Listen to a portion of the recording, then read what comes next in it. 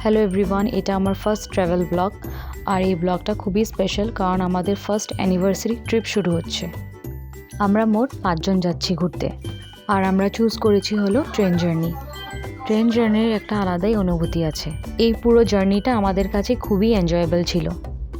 Train চলার সময় আমরা জানালার বাইরে ছোট বড় আমরা অনেক স্টেশনসই দেখতে পাচ্ছিলাম। কখনো ছোট স্টেশনস, কখনো বড়, সব স্টেশনসই কিন্তু একটা আলাদা ভাইব ছিল। প্রতিটা স্টেশনেই চা ভেন্ডার্স বা স্ন্যাক্স ভেন্ডার্সরা আসছিল, তো আমরা ওনাদের থেকে চা নিলাম। বাড়ির থেকে কিছু স্ন্যাক্স এনেছিলাম, সবাই একসাথে খেতে খেতে গল্প করছিলাম আর অনেক হাসাহাসি হচ্ছিল। খাবারগুলো খুবই সিম্পল ছিল, কিন্তু ট্রেন জার্নির সময় খাবারগুলো একটা অন্য লেভেলেরই লাগছিল। ট্রেন থেকে আমরা ইনস্ট্যান্ট কাপ নুডলসও নিয়েছিলাম, খেতে বেশ ভালোই লাগছিল। একদম গরম গরম ধোয়া ওঠা, খুবই ভালো লাগছিল খেতে। ট্রেনের ভিতরের পরিবেশটা খুবই রিল্যাক্সড আর চিল ছিল।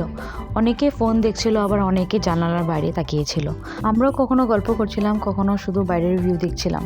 বাড়ির থেকে কিছু সেদ্ধ ডিমও এনেছিলাম, সেটাও যখন এক্সট্রা নুন দিয়ে আমরা খেলাম, বেশ খুবই ভালো লাগছিল খেতে।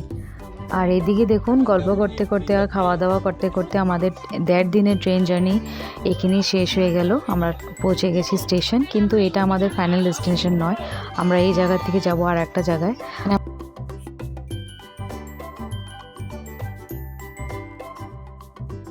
হ্যালো এভরিওয়ান, আজ আমি আপনাদের সঙ্গে শেয়ার করছি আমাদের প্রথম অ্যানিভার্সারি ট্রিপ। আগের ব্লগে আমি আপনাদেরকে ট্রেন জার্নিটা দেখিয়েছিলাম। এই ব্লগে আমরা স্টেশন পৌঁছে গেছি, কিন্তু এটা এখনও আমাদের ফাইনাল ডেস্টিনেশন নয়। আমরা দিল্লি স্টেশন পৌঁছেছি, আবার এখন এখান থেকে আমাদের আর একটা জায়গার উদ্দেশ্যে রওনা দিতে হবে।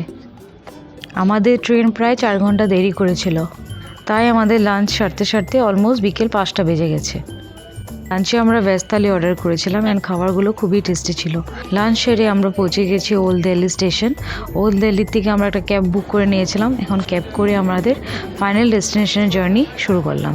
অ্যান্ড যদি আমাদের ভিডিওটা আপনাদের ভালো লাগে তো অবশ্যই লাইক, কমেন্ট অ্যান্ড শেয়ার করবেন। এবার আপনাদের বলি আমরা যাচ্ছি কোথায়।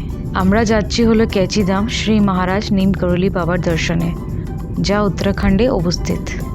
চলুন এই সুন্দর জার্নিটা আমরা একসাথে শুরু করি। এখন আমরা যাচ্ছি হলো হলদওয়ানি।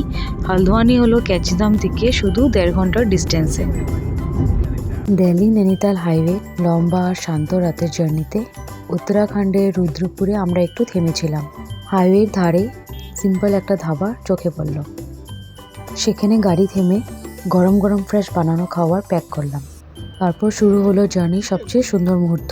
গাড়ির বনেটে বসে রাতের খাবার, তন্দুরি রুটি, চিকেন বাটার মশালা, চিকেন টাংরি, জিরা রাইস আর মিক্সড ডাল অর্ডার করেছিলাম।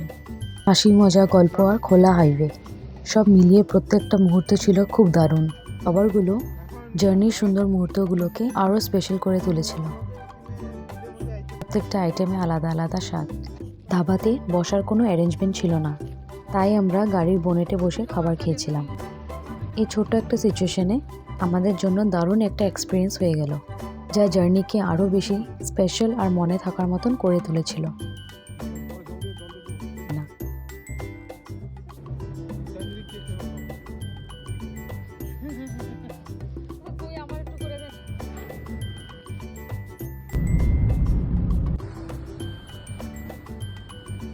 হলদওয়ানি পৌঁছতে পৌঁছতে আমাদের রাত 1:30 বেজে গেছিলো।